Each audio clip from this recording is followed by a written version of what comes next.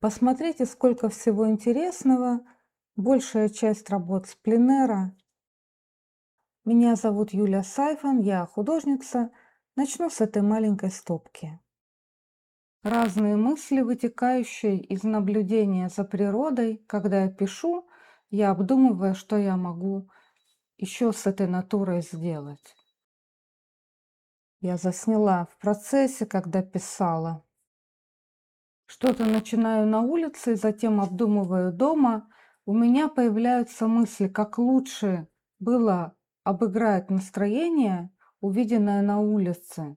Причем мысли появляются только после пленарной сессии, потому что я проживаю это состояние природы. Использую по максимуму каждую пленарную задачу. Фотографии с места служат напоминанием, но в работе важнее настроение по цвету и понимание композиции. По фотографии с Пинтереста хотела вам показать, как сидит на поверхности акварель вместе с гуашью, как она блестит, виной этому разное связующее в акварели гуамирабик. Смола, она блестящая. В гуаше больше наполнителей, которые делают матовую поверхность. Я использую все в работе. Краска есть краска. Пожалуйста, поддержите мой канал. Лайк, подписка, комментарий. Спасибо. Когда у меня с вами был разговор о копиях, я говорила о том, что продолжаю полученные идеи на своих работах. Писала по фотографии с Инстаграма, отметила юзер сверху паспорту. Это в другом ключе даже не получилось. Самые неудачные свои работы я прячу, а то, что считаю тем, что может пройти и можно показать, все еще здесь, на просмотрах. Пописала море, было желание. Ощущение безрукости, когда это не с натуры, а по фотографии. Зимний пейзаж, долго его продумывала. Так выглядит мой обычный процесс с первыми набросками.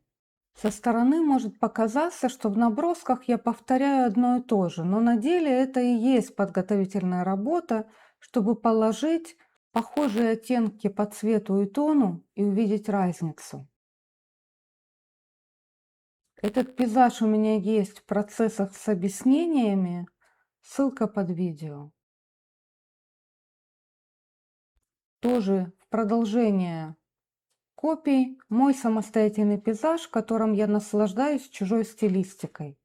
Затем мне захотелось еще написать море, оно ближе к моим работам. Когда мне было лет 15, я с родителями ездила на море, брала с собой акварель и сухую пастель, много практиковалась. С тех пор я знаю, как писать морской пейзаж. Иногда возникает желание на малом формате сделать мелкие-мелкие детали. Для этой цели беру карандаши и тонкую колонковую кисть, номер 0 или 1. Не часто вижу грозовое настроение, но руины эти вы видели у меня уже не один раз. Если работа не с натуры, а под впечатлением, так гуляй фантазия.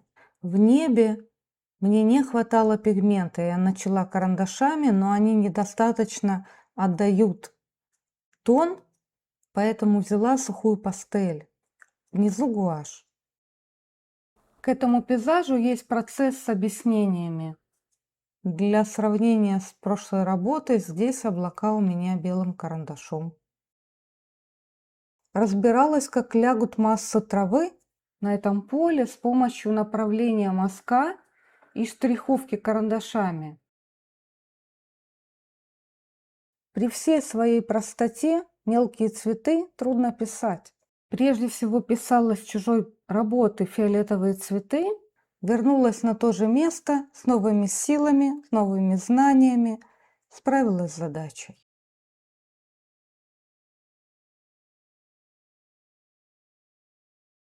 Мы с моей подругой Аней выделили друг другу время порисовать по зуму. Записать встречу, к сожалению, не удалось. Что-то я не то нажала, потому что я зумом еще не пользовалась самостоятельно. Рисовали ее сюжет, привезенный из Грузии.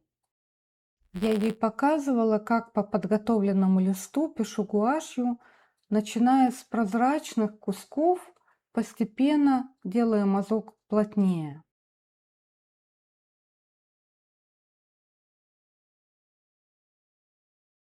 Моя попытка рисовать губкой массы цветов, думала использовать этот прием на пленэре, оказалось, что нет, это для того, чтобы дома рисовать, ковыряться с этими маленькими пятнышками.